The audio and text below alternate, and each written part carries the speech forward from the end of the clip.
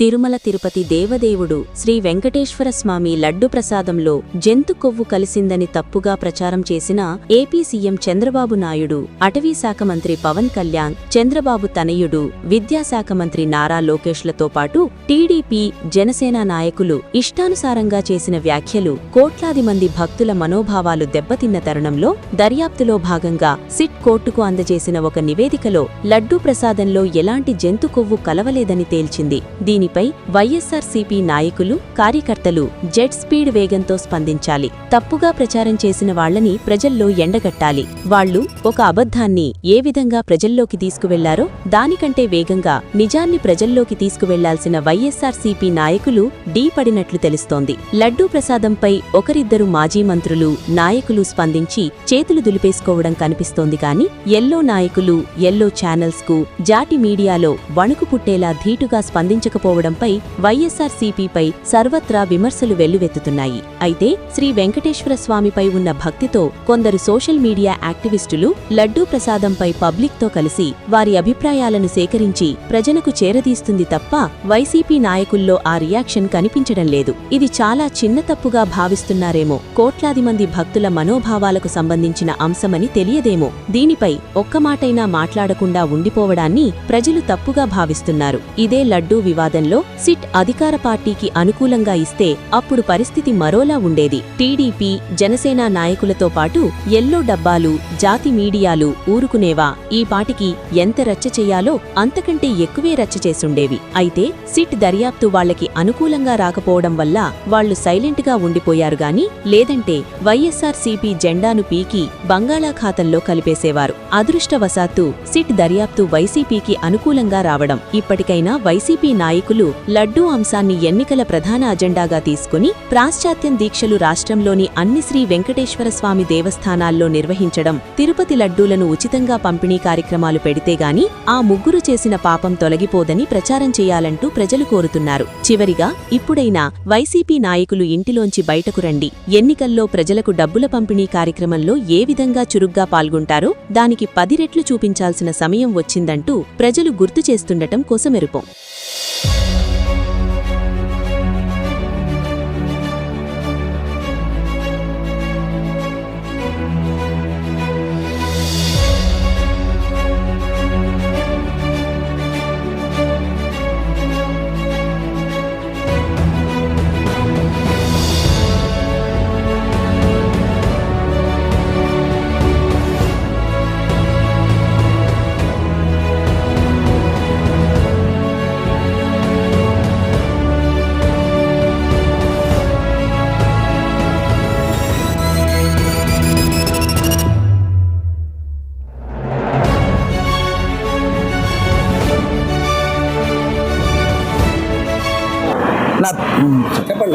నా పేరు సువార్తరాజ్ అండి. నేను వైఎస్ఆర్ కాంగ్రెస్ పార్టీ విశాఖ దక్షిణ నియోజకవర్గం క్రిస్టియన్ మైనార్టీ ప్రెసిడెంట్ని. ఈరోజు మన ఆంధ్ర రాష్ట్రంలో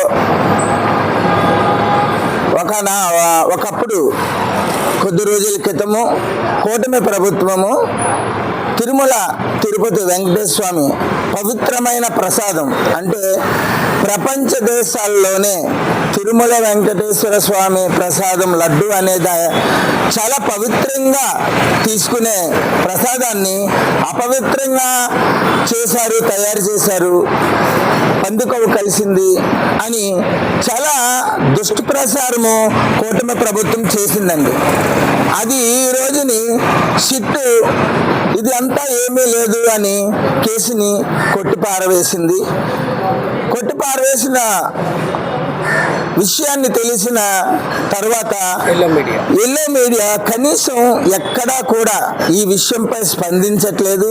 అలాగే ఎల్లో మీడియానే కాదండి, ఇలాగ పందుకొవ్వు కలిసింది అని తెలిసిన చాలామంది మేము హిందువులమి, మేము సనాతన ధర్మాలు పాటించే వాళ్ళమి, మేము పెద్ద పెద్ద సిద్ధాంతులు అని చెప్పి ఎక్కడెక్కడో ప్రపంచ దేశాలలో కూడా డిబేట్లు పెట్టి దాని మీద చాలా చాలా చాలా పెద్ద పెద్ద రాద్ధాంతాలు చేశారు. అది నిజమేంటో అబద్ధమేంటో తెలుసుకోకుండా వైఎస్ఆర్ కాంగ్రెస్ పార్టీ మీద అలాగే జగన్మోహన్ రెడ్డి గారి మీద చాలా చాలా విమర్శలు చేస్తూ ఆయన్ని అరెస్ట్ చేయాలా, ఆయన్ని జైల్లో పెట్టాలా, దేవుణ్ణి అపవిత్రం చేశాడని చాలా రాద్ధాంతం చేసి ఉన్నారు. కానీ ఈరోజు ఆ సిద్ధాంతులందరూ ఎక్కడికి వెళ్ళిపోయారో కూడా అర్థం కావటం లేదు. ఆ మెట్లు కడిగిన వాళ్ళందరూ ఆ రోజు పైనుంచి కింద వరకు కడకుండా కింద నుంచి పై వరకు కడుక్కొని వెళ్ళారు. ఈ రోజు అనేది మరి ఎక్కడి నుంచి ఎక్కడ కడుగుతారు? మా వైఎస్ఆర్ కాంగ్రెస్ పార్టీ ఆఫీస్ మెట్లన్నీ కడగడానికి వస్తారా, లేకపోతే మా వైఎస్ఆర్ కాంగ్రెస్ పార్టీ అధినాయకుడు కాళ్ళు కడిగి నీళ్లు మేదన చల్లుకుంటారా, లేకపోతే వైఎస్ఆర్ కాంగ్రెస్ పార్టీ కార్యకర్తలకి నాయకులకి అధిష్టానానికి ఈరోజు క్షమాపణలు చెప్తారో మాకు తెలియజేయాలి. ఈ ఎల్లో మీడియా అంతా ఆ రోజు ఎన్నెన్నో డిబేట్లు వారిని వీరిని ఎవరెవరినో ఏరుకొచ్చి డిబేట్లు పెట్టి లేని దానిని ఓరంతని కొండంతలు చేసి చేసిన వారందరూ ఎక్కడికి వెళ్ళారో కూడా ఎక్కడ కనిపించలేదు. అలాగే మా వైఎస్ఆర్ కాంగ్రెస్ పార్టీ అధిష్టానం కూడా ఒక నిర్ణయం తీసుకోవాలండి. ఎందుకంటే ఈ వైఎస్ఆర్ కాంగ్రెస్ పార్టీ మీద అధినాయకుడి మీద ఎన్నో అబంధాలు వేశారు. పవిత్రమైన దేవుడి మీద కూడా ఎన్నో, ఇది ఆసామాసి కాదండి. తిరుపతి ఎవరిని నమ్ముకున్న క్రిస్టియన్ అవనియండి, ముస్లిం అవనియండి, హిందూ అవనియండి, ఆ దేవుడు అంటే వారికి ఎంతో పవిత్రమైన దేవుడు. అందులోని వెంకటేశ్వర స్వామి అంటే ప్రపంచ దేశాలే మొక్కుకునే ఎంతో పవిత్రంగా చూసుకునే దేవుడు. అలాంటి దేవుడి మీద నింద వేస్తే ఆ నింద అది తప్పని తెలిసిన తర్వాత ఏ ఒక్కరు కూడా ఈరోజు దాని గురించి స్పందించట్లేదు. అలాగే వైఎస్ఆర్ కాంగ్రెస్ పార్టీ కూడా ఒక నిర్ణయం తీసుకొని రాష్ట్ర వ్యాప్తంగా ఒక పిలుపునివ్వాలని మా అధినాయకుడికి కానీ మా పార్టీ పెద్దలకు కానీ మేము విన్నపించుకుంటున్నాం. దేవదేవుణ్ణి తిరుమల తిరుపతి దేవస్థానం శ్రీ వెంకటేశ్వర స్వామి లడ్డూ ప్రసాదంపై పవన్ కళ్యాణ్, చంద్రబాబు, లోకేష్లు దుష్ప్రచారం చేశారు. అందులో పంది కొవ్వు కలిసింది, జంతు కొవ్వు కలిసిందని వాడికి ప్రచారం చేశారు. సిటీ దర్యాప్తులో ఏమీ లేదని తేలింది. దీని మీద మీ వాక్యం. భారతదేశానికే కాదు ప్రపంచానికే ప్రముఖ ఆలయాల్లో ఒకటిగా కాదు, ప్రముఖ ఆలయాల్లో వెంకటేశ్వర దేవుడి మీద ఒక నింద వేయడం అనేది తెలుగుదేశం పార్టీకి వాళ్ళ అనుచరులకి మొత్తం అందరికీ చెంపపెట్టిగా ఈరోజు తీర్పు సుప్రీంకోర్టు సిట్ ఇవ్వడం జరిగింది. సోషల్ మీడియాలో అన్నింటిలోనే వస్తుంది. ఎక్కడ సోషల్ మీడియా స్పందిస్తారు, పేరు నానిగా స్పందిస్తున్నారు, మహిళా సాధికారతలు వాళ్ళు స్పందిస్తున్నారు, ఎక్కడ సోషల్ మీడియా చేస్తున్నారు. కానీ మెయిన్ ఉన్న ఛానల్స్ వాళ్ళకి ఉన్నాయి కదా ఎల్లో మీడియా, వాళ్ళు స్పందించడం లేదు. వాళ్ళు వేరే రకంగా స్పందిస్తున్నారు. స్పందించడం మాత్రం సోషల్ మీడియా బాగా స్పందిస్తుంది. అంటే పేరు నాని ఒక్కలే కాదు కదా, ఇంకా నాయకులు చాలా మంది ఉన్నారు జిల్లాలో, రాష్ట్ర స్థాయిలో. కానీ ఏదో వచ్చినా పేరు నాని ఒక్కలే మాట్లాడవలసి వస్తుంది. తెగమాలు గొంతులు ఎందుకు మోగపోతాం? లేదు, ఏం లేదు, అదేం కాదు.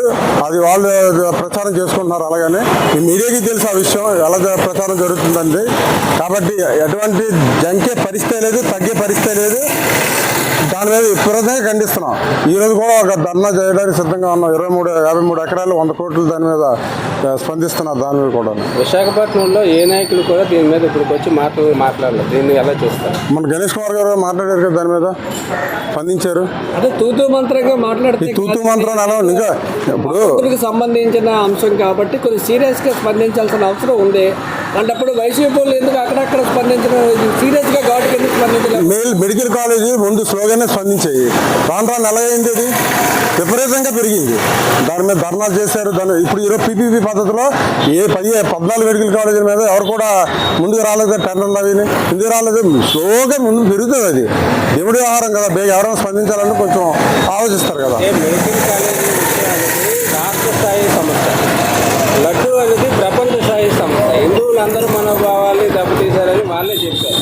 దాన్ని ప్రత్యేకమైన కార్యక్రమాలు ప్రతి జిల్లాలో జరిగితే తద్వారా ప్రపంచవ్యాప్తంగా ఇది దేవదేవునికి మన వంతు సహకారం అందించేటట్టుగా ఉంటుందని ప్రజల అభిప్రాయం. మీరేం చెప్తారు? జగన్మోహన్ రెడ్డి గారు 10,000 దేవాలయాలు కట్టారు. ఆంధ్రప్రదేశ్లోనే కాదు ప్రపంచంలో 10,200 దేవాలయాలు కట్టారు. దీని మీద స్పందన వస్తుంది, మెల్లిమెల్లిగా వస్తుంది. దీని మీద అప్పుడు నేను కూడా భయపడ్డారు, కానీ వీళ్ళు భయపడకుండా నిందలేశారు. అందుకు దాని మీద అంత స్పీడ్గా స్పందించడం అన్న ఆలోచనలో ఉన్నారేమో అధినాయకత్వం. స్పీడ్గా అవుతుంది అది కూడా. వైసీపీకి ఒక ధీమా ఎక్కువైపోయింది ఏంటంటే, మాకు సోషల్ మీడియా ఉందో వాళ్ళు చూసుకుంటారు, మేము మా పని చేసుకుంటాం అనే రీతిలో నాయకులు వ్యవహరిస్తున్నారు. సోషల్ మీడియా అంతే కదా, ప్రభుత్వం అంటే ఎక్కడ స్పందిస్తున్నాడు, వాళ్ళు లోన తీసి లోన బొక్కలు వేసేస్తున్నారు. అంటే మాట్లాడలేక వాళ్ళు బలిపోసలు అవుతున్నారని ప్రతి దాంట్లో విమర్శలు. Main print media, electronic media వాళ్ళవే కాబట్టి సోషల్ మీడియా కరెక్ట్ పనిచేస్తుంది.